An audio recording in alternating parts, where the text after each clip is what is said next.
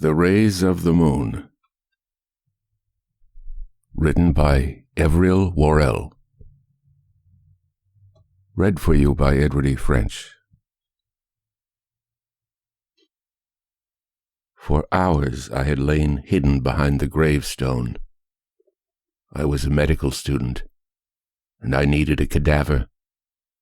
My pal and I had always been different from our classmates. We would have departed from the ways of other doctors, too, had we gone on to practice our profession.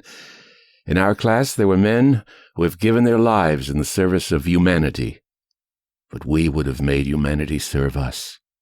We aspired to fame, to making of spectacular discoveries, perhaps, and we would have stopped not for fear or mercy.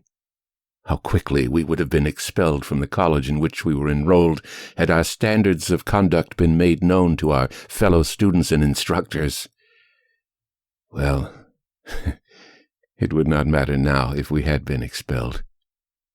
Better for us if we had been. My pal died of septicemia, the revenge, perhaps, of the corpse he was working on in the close shuttered basement of his house when his knife slipped and infected his hand. For that corpse had been walking on 2 feet only a week before, the healthy body of a charwoman who worked in the medical school building and whose naturally appointed time to die had not yet come. Oh, well, the charwoman's disappearance created hardly a ripple of interest, and Brown's death not much more.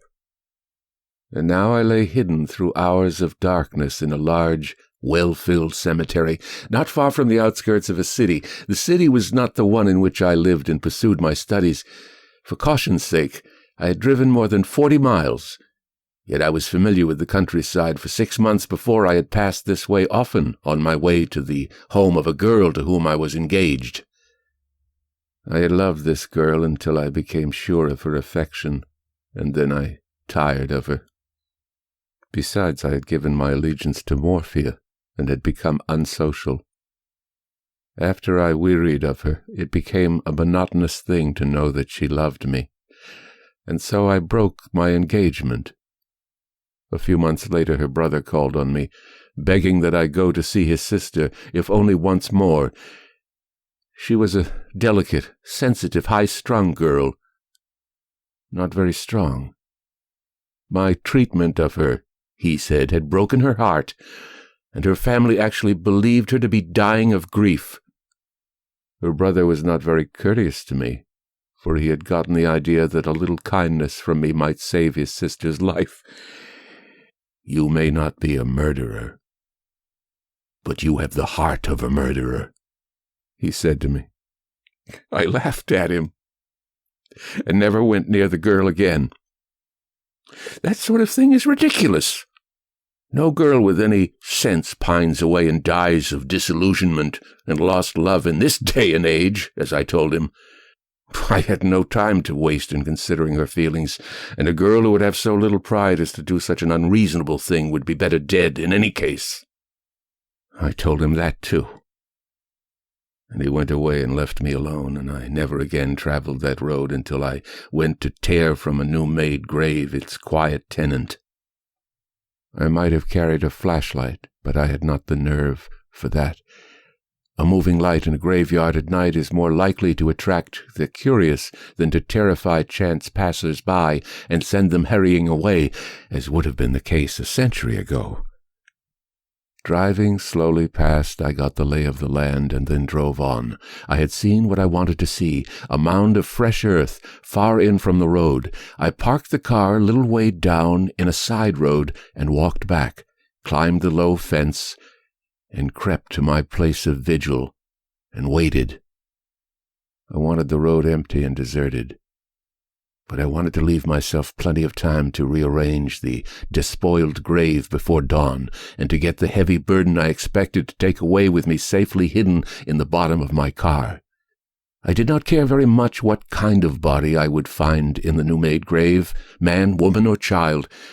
I was going to use the brain for some experimental work, and the brain of one was as good as the brain of another.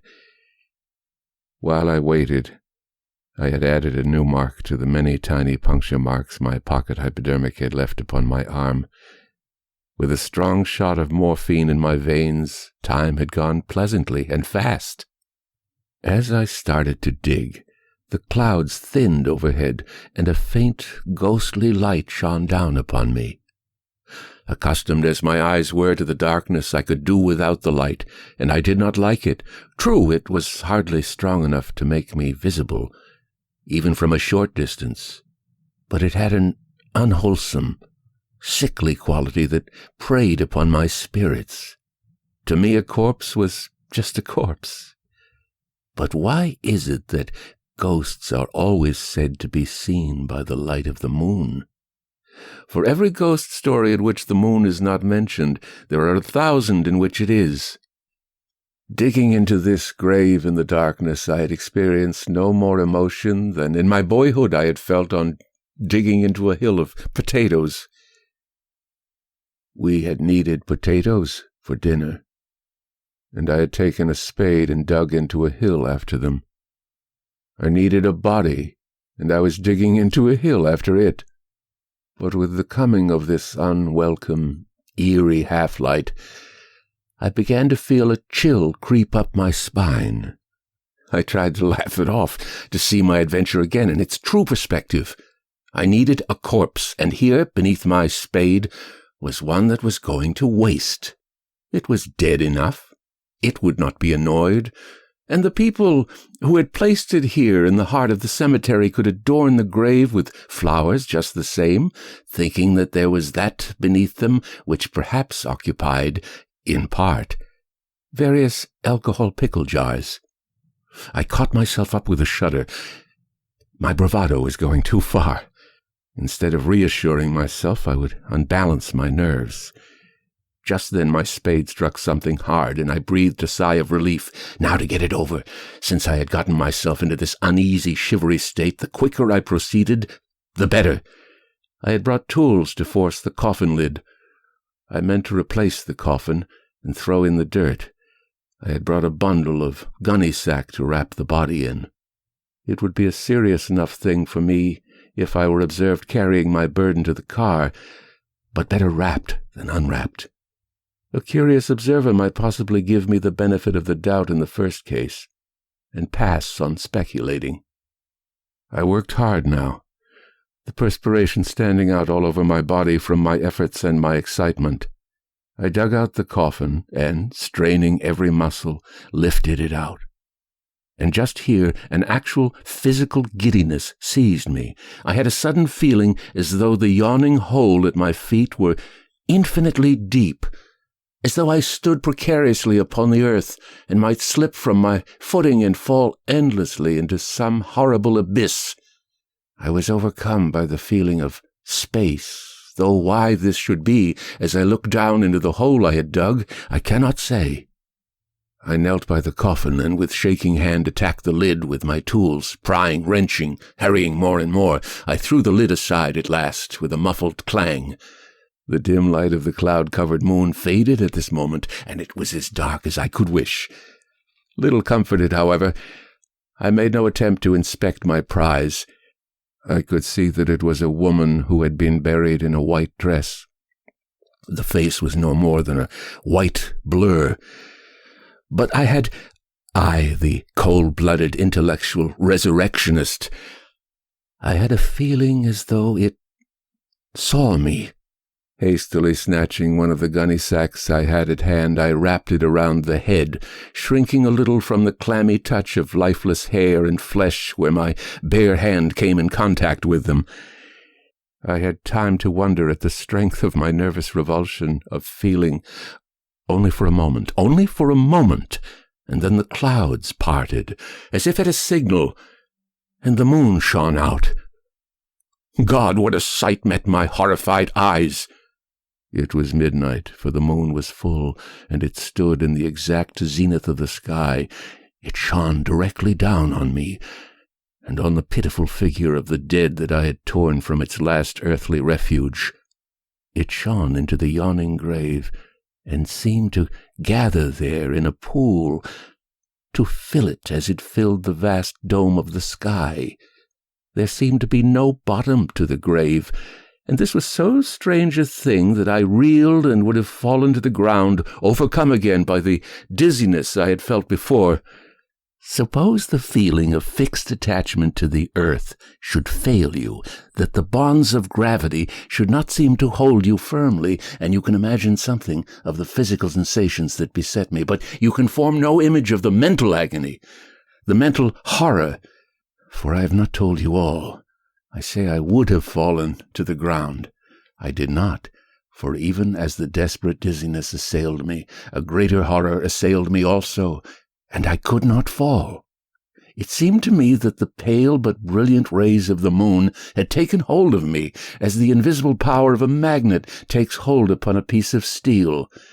As the sickening feeling struck me that the earth was somehow letting me slip away, fall away into the hollow ether, so a second later it seemed to me that I was upborne by a force to which I did not willingly submit.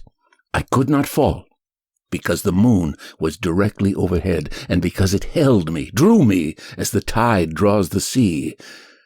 Who can explain the mysteries of matter? The sea follows the moon. Why not, then, our corporeal bodies, which are made up largely of water? Are there not tides within us, which we should feel? On this night, the moon was drawing me with a resistless, inexorable attraction. I was being drawn upward so that I could not fall. I was being drawn upward so that I felt less and less the pressure of my feet upon the earth, more and more that horrible dizziness, the dizziness of space. I was being drawn upward as a mote is drawn into a vacuum. And surely that were enough, but it was not all, nor was it the worst. For the still figure lying at my feet, the white-clad figure with the gunny sack incongruously wrapped around its head and face, that figure, too, was being drawn upward. It was rising slowly from the ground, swinging a little, almost imperceptibly, into an upright position. In I know not how long a time, while I stood motionless as though frozen into stone, watching its stiff gyration through the air, it assumed finally an upright posture and stood facing me, with the horrible gunny-shrouded head opposite mine, as though it were peering out, perhaps, through some thin spot in the coarse fabric. Suddenly my own voice pierced the night in a frantic shriek that seemed to echo among the low white stones and massive monuments. I had screamed out in a nightmarish feeling that what was happening could not be real. And then I clapped my hand over my mouth in a very ecstasy of terror. For all around me a doleful moaning proceeded from the graves, and above every grave in the vast acreage gorged with the rotting corpses of the dead, the sod was billowing, swelling outward, as though a mighty struggle took place beneath the surface of the earth. There is a passage in the Scriptures in which the evildoer implores the hills to fall upon him. Maddened by my frantic terror, this passage flashed into my mind. I wanted to take refuge from the unnatural horrors surrounding me, from the merciless pale light that displayed them to me, and, horrible thought, that exposed me to them. Another moment, I thought, and the dead will leap out from their tombs and fall upon me in vengeance for desecrating the city belonging to the dead. And still I had the desperate feeling that the rays of the moon exercised a potent attraction upon my body, as though I were about to be swept entirely off my feet by them and drawn upward into space. The open grave before me appeared in that awful moment as a refuge, but between me and it swayed that upright figure, the figure of the corpse I had dragged out of it, with its head swathed in the coarse bag I had drawn over it. I leaped madly forward, my hands outthrust to push that figure aside, to hurl it in the ground, and as I leaped, I felt that I was rushing upward. The cemetery, with its long rows of mounds and gravestones, fell away from me. Around me I was conscious of nothing but the misty flood of moonlight and the horrible figure I had sought to thrust from me, the rigid body of the dead woman, which still confronted me with its faceless, bundled head. Then I plunged into unconsciousness. As one recovering from a swoon, I felt the powers of thought and feeling return to me. Slowly and wearily they came back. I knew, before I remembered the horrors of which I have just written, that they were no kindly gift. Better an eternity of unconsciousness. I did not want to think and feel again. Heavily, impelled by an urge that could no longer be denied, I lifted the lids from my aching eyes, and for a merciful moment I thought I was alone. Where? I was not, thank God, in the cemetery, those countless heaving mounds of earth that should have lain quietly over their decaying contents were not around me now. But where was I? And in what manner of place was quite beyond me. Imagine a desert of white sand, hemmed in by mountains white, but not of the sparkling whiteness of snow, of the whiteness rather of bare, bleached bone, and yet this desert was not of sand, for instead of tiny particles, the floor of the plain on which I lay was rather like bare, bleached bone too. There was a deathliness about the very substance of which plain and nearby mountains were formed, which is indescribable. There was a deathliness in the silence of the place. There was a deathliness in the absence of motion, in the absence of color. Even the sky was colorless, although it was dead black. But there were glaring lights hung in that black sky, not stars. Surely no stars shone down on any part of the earth's globe as those lights shone. Somehow they terrified me, those glaring, tiny points of light, thick strewn against the blackness, varying in the colors of their flames, distant yet overpowering in the intensity of the rays they hurled against my retinas. Has it ever occurred to you to think of the panic into which you would be thrown if the consistency of a single law of nature failed you? Imagine, for instance, that your optic nerve suddenly forgot to register perspective in transmitting images to your brain as it has been trained from boyhood to do. Imagine your terror at the growing immensity of a housefly darting toward your eyes, blotting out the world with its black body and spreading wings. So it was that the strangeness of those awful stars shining down on me terrified me. As I turned my head so that I could see more of the heavens, my arm lying across my face had shown me but a small sector of them before, although I had been able to see my nearest surroundings by looking beneath it. A sight burst upon my vision which I can never forget. If I were to live through indescribable tortures for 1,000 years, even then the wonder of it would not fade from my memory. In the midst of the heavens hung two glorious orbs, the one, the first glimpses of which all but blinded me, a blazing mass of flame; the other, a beautiful disk shining with a softer light, on which there was a faint tracery which reminded me of the schoolroom globe on which years ago I had studied the oceans and continents. The rim of this disk had a softened, slightly blurred appearance which added to its beauty, and the whole disk was large, perhaps some 4 or 5 times larger than the full moon is. And now my mind and vision began to correlate my observations, those burning stars and that ball of flame that glared upon me, as though the softening veil of air had been withdrawn from between them and my eyes, the familiar map-like tracery of that enormous sphere, with the softer outline which set it apart from everything else within the range of my vision, those baldly glaring peaks towering around me on every side, their glaring outlines sharply cut against the dead black sky, their contours wild, fantastic, like the shapes of the mountains of the moon. I uttered a wild shriek and fell upon my face. I was panting madly.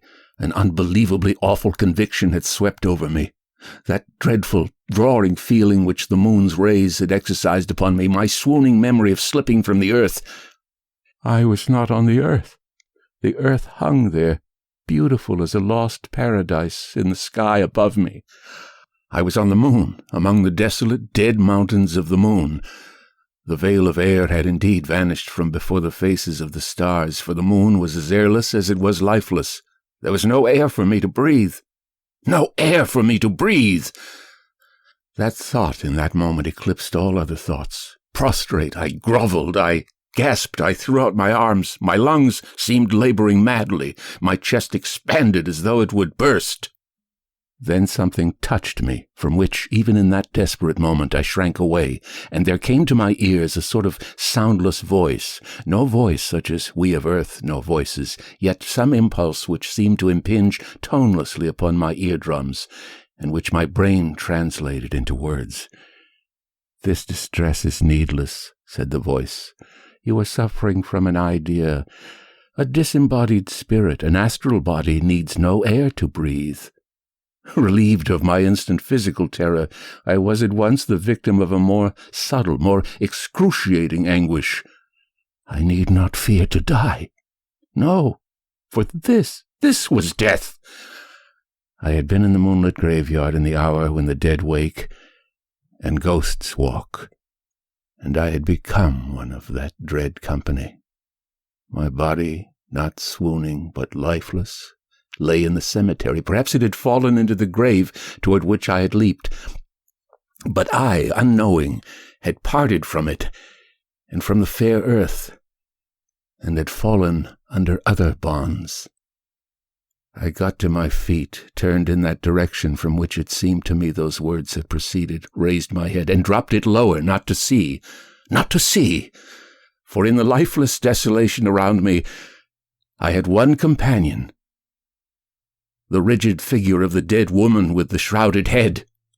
Twice then I sought to flee, and twice the grisly thing confronted me. At last I sank down in a hopeless, ultimate despair.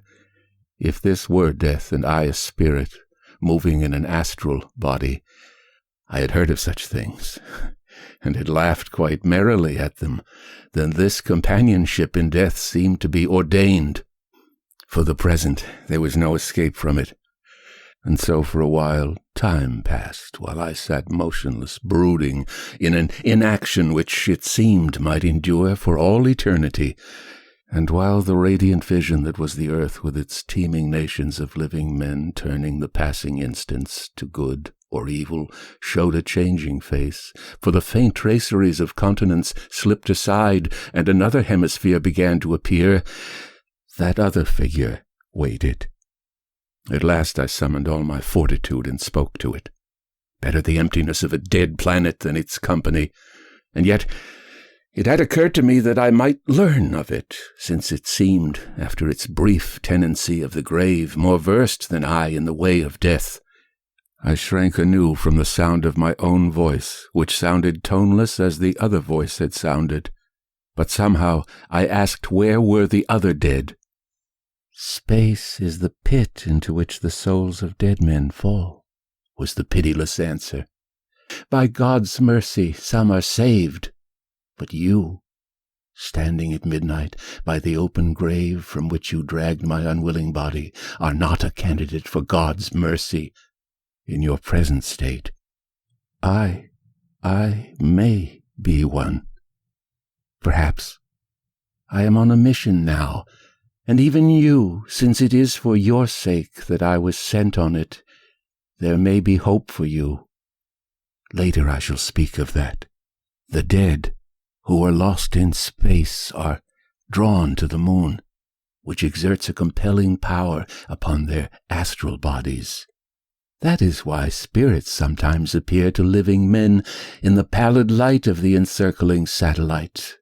When the light of the moon is turned from the earth, the dead cannot easily revisit it. But when it bathes the earth in its radiance, they are sometimes able to follow the rays of moonlight to the planet that was their home. So they sometimes reanimate their abandoned physical bodies. The graves in the cemetery tonight were disturbed by the efforts of bodies and souls to reunite. Suddenly I was seized with a desire to know more. Even my terror was held in abeyance by my longing to understand more of the mysteries of death. "There should be other dead around us, then," I said. "Why do I not see all of them as well as you?"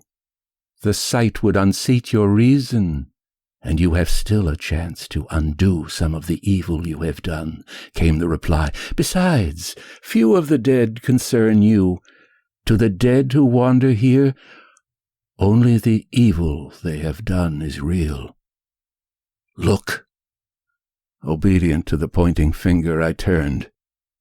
There, before me now, appeared the shadowy form of my pal, of Brown, who had kidnapped and murdered the old charwoman, and had died of septicemia. And beside him, ghastly, with a cruel hole in the head, was the woman. I shrank away, and as Brown held out his hands to me in pleading, I made a threatening gesture which repelled him. Slowly the vision faded, and again my only companion in the desolate place was the figure with the shrouded head. "That was not well done, nor was it well omened," said the monotonous voice. "You would not have seen him but for the fact that you encouraged him along his evil way. True, you were ignorant of the murder until it was accomplished. Yet I tell you that but for your influence upon his life on earth, it would never have been committed. It was not well done to cast him from you. He is not evil incarnate, but only the lost soul of an evildoer, and little worse than you." Once more I was the victim of an unreasoning terror. During my whole life I had refused to hold myself accountable to any law, human or divine. I had made my rules of life, and succeeded in getting away with them. Now there was a deadliness of import in the words I had just listened to, which I did not understand. They implied that in some awful way I was at last to be brought to book, confronted with a terrible reckoning. Perhaps an eternity of this. I was desperate, and in my despair I grew bold. "Unloose that covering from your head," I cried. "It is horrible to me. I cannot stand to see it. I would rather see your face." Somehow I felt the unseen gaze that greeted my outburst. I felt the approach of a horror unseen, unknown. "The time is not yet. Your hands put this covering upon my head and over my dead face. Roughly they put it there, to hide your wrongdoing from the eyes of men.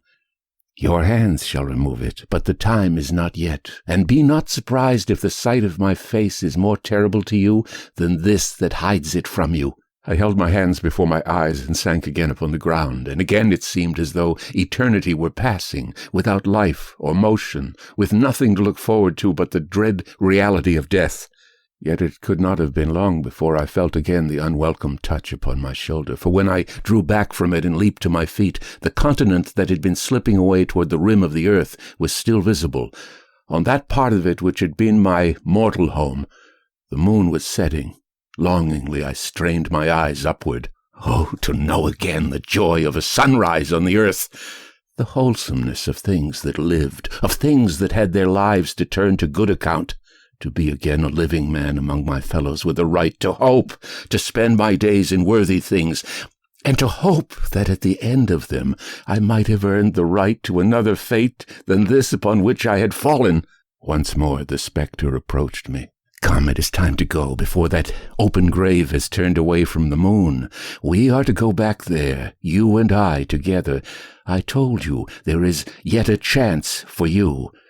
We are to go back, and you have yet more time to spend on earth. See that you use each moment to good account, for perhaps the first few moments of your return may decide eternity for you. Come, you must go back with me into the grave." I could not have prevented my shudder at that, if that alone had cost me my salvation. "I told you you should not have shrunk from Brown. It will be better now not to shrink from me. You dragged me from the grave into which they put me. Why should you not take me back there? Who are you, a soul steeped in sin, that you should spurn the company of the stolen, lifeless body you would have violated in your laboratory? You would have dissected it, severed bone and thew and sinew. Instead, it is a part of your reparation to resume your earth life in that grave. With me. I had no time to question farther. The deadly, sickening dizziness of space had seized upon me. In some mysterious manner, or by some dispensation, we were to be borne back on the rays of the moon that had swept me from my living body as the tide is lifted above the barriers that hold the sea at ebb. And the thing from which I had shrunk since that moment in which I felt the earth slipping from me, the thing for which I had developed an unspeakable repulsion, that thing was with me, pressing close beside me, turning its hateful, hidden face toward me as my senses swam and faded into unconsciousness. In my mind there was, at first, little more than a confusion of memories. I seemed to have looked down upon my own body, lying in the bottom of the grave which I myself had opened, in a sickly glimmer that might have been reflected from the long beams of the sinking moon, or might have been a phosphorescence of the damp earth. In that open grave, partly resting on my body, there was another that bore it down, a gruesome thing of death between me and the open air. I seemed to have seen this, but in a second instant it became rather feeling than seeing. I lay heavily pressed against the damp ground that was the bottom of the grave. The horrible thing was with me there. A fold of that gunny sack I had used to hide its face when first I dragged it from its coffin lay across my mouth and nostrils. I seemed to inhale the very air of death and of decay. I was weak, and my first struggles were futile. Only one thing in the world could have been more appalling: to be buried alive. I seemed even to taste the horror of that. Somehow my arms were pinioned beneath me, so that for long moments I could not even free my face. I began to think that I would die, here, in the open tomb, with this dead body, and that someone might come and hastily throw down the dirt and sod upon us both. Spurred by this unreasoning terror, my strength began to return. I raised myself to a sitting posture. I breathed freely. I began to prepare for the effort of climbing out of the grave. But what awful sound assailed my ears? Surely the quiet form that lay at my feet was waking too. The occupant of the grave that had lain there many hours before my coming was doing that most horrible, unnatural thing, returning to life after its burial. And I, alone, nerve-shattered, horror-stricken, I was the sole witness of the dread sight. The bosom of the dead girl moved beneath the folds of her burial gown. The whole form stirred. Long sighs and deep groans burst from the unseen lips. I gathered all my energies for flight. Let life reanimate the corpse before me. I would not stay to see the awful drama. I dared not stay. It would be ruinous to be found here, to be known as the violator of the grave. If I lingered, someone would come. If I lingered and this returning life were not transient, then the corpse itself would condemn me. True, I would have been the unwitting means of giving it a second chance at life, but it would surely be known in what manner I came to have done so. The dead woman who was agonizing her way back to life might not even thank me for my part in her return. Her suffering seemed dreadful now, and since she had once passed the portals of the grave, this reawakening might be as unwelcome to her as it was to me. I was clambering to my feet when I felt a clammy, damp, yet unbelievably strong hand close upon my ankle. I tripped and stumbled, and could not get away. Helping itself by clinging to me with both hands now, the body of the woman who had been dead rose slowly to a sitting posture. A smothered, stumbling, thick-tongued speech greeted my unwilling ear. So this was why my last request, not to be embalmed. I knew. I must have known Something told me that I must come back, yet I did not want to come back. You... Why is the grave open? It was you opened it, but not for my sake. Morton. Spellbound, I waited. The voice was changing, becoming more lifelike. As it spoke my name in accents of dread import, it was familiar. This woman who was buried yesterday knew me. Suddenly a shriek pierced the still air of dawn. Oh, I'm afraid. I am afraid. I died unhappy to the end, longing for one last glimpse of your face.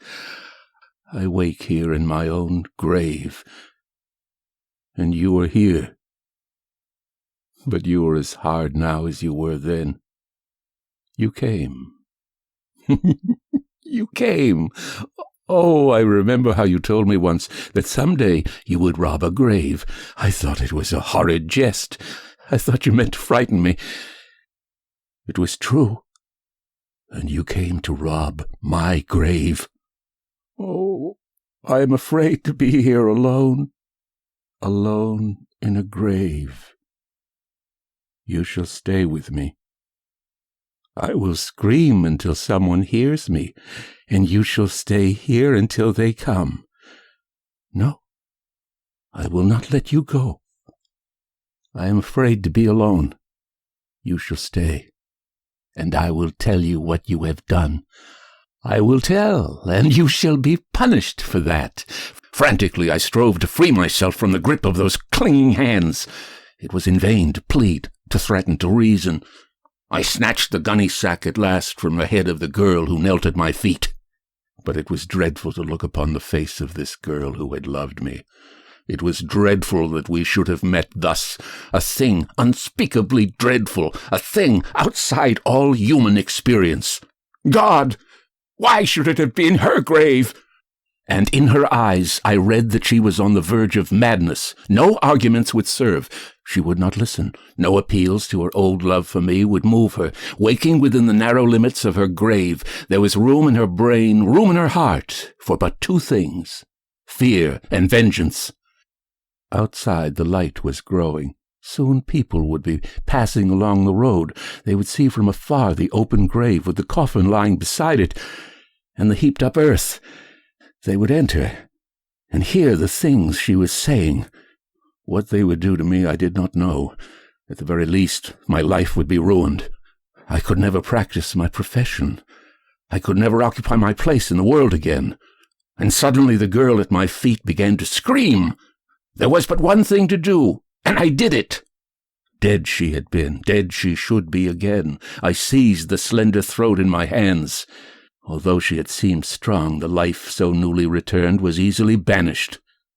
Once gone, I felt her grow limp in my grip.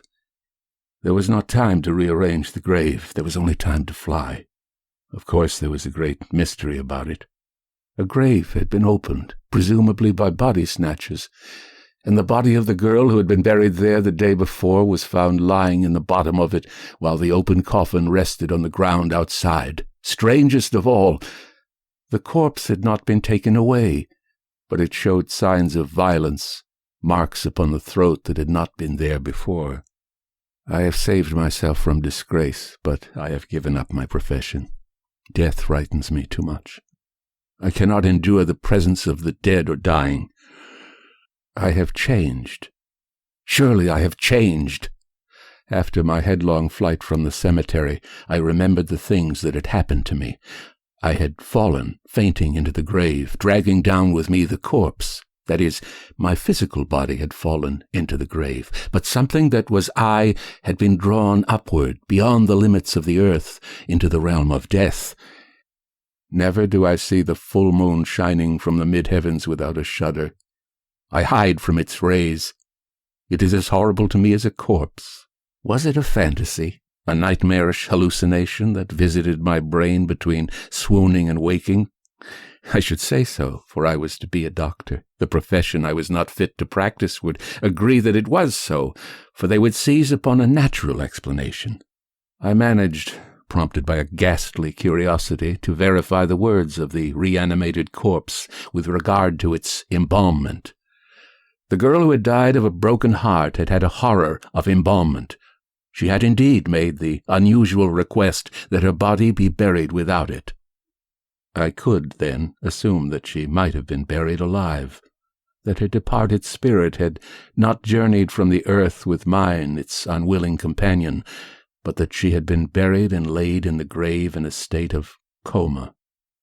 This would explain it all. Explain it naturally. And then there was the shot of morphine I had taken in the evening, which might have overcome my senses and inflicted a wild vision upon my inflamed brain. Then, too, there is a moon madness that is known to the tropics. Perhaps some might say that the rays of the moon, shining more strongly than is their wont in our temperate clime, had maddened me. But the horror that lives on with me is too real. The memory is too vivid. Too well do I remember certain doom-laden words. The first few moments of your return may decide eternity for you. I know that for the space of that night, 2 lifeless bodies lay in that open grave. I know the memory of that night is no fantasy, but the awful truth, and that in driving forth by violence the returning spirit from that other body, I made an eternal choice. I, who had been told that I had the heart of a murderer, have become that most awful thing. A murderer. I wait for death, which will come some day to me with a dread beyond description. I no longer believe, as once I believed, that death is the end. I believe it is the beginning. The beginning for the evildoer of an eternity of the horror of death.